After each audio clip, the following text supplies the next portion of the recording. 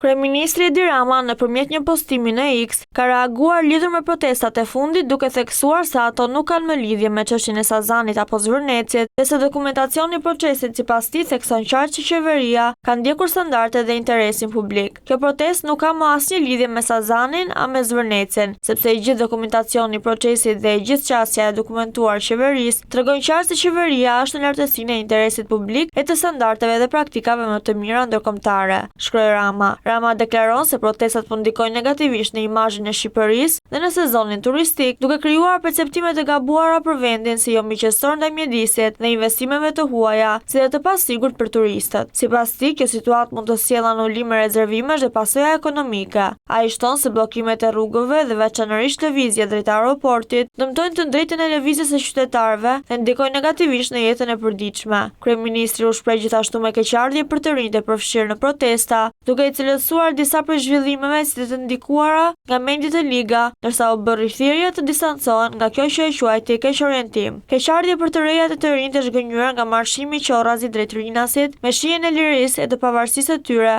dhe në emër të një revolucioni imagjinar, derisa e kuptuan dhe vetë se çfarë budalliku kishin bërë, duke i shkuar mrapa skuthave të infiltruar nga forcat destruktive brenda e jashtë, të cilat po bëjnë çmos për të dëmtuar sa më shumë Shqipërinë. Uroj që të zgjohen sa më parë nga ky erm dhe të shkëputen një orë më parë nga mendjet e liga dhe duart e KSHI-ja, që tashmë e kanë marrë në kontroll protestën. Por nëse ka përfitues të vërtet nga kjo protestë, ata janë vetëm dy: qeveria shqiptare, e cila do të nxjerrë patjetër mësimet që i duan nga pjesa e çiltër e protestës, duke adresuar si duhet shqetësimet legjitime të kësaj pjese, dhe Partia Socialiste, e cila kur të shpërndahet mjegulla, do të zhgënjejë rënd të gjithë kundërshtarët e saj, duke u shfaqur më e madhe dhe më e fortë në qendër të skenës politike të Shqipërisë, shkruan Rama.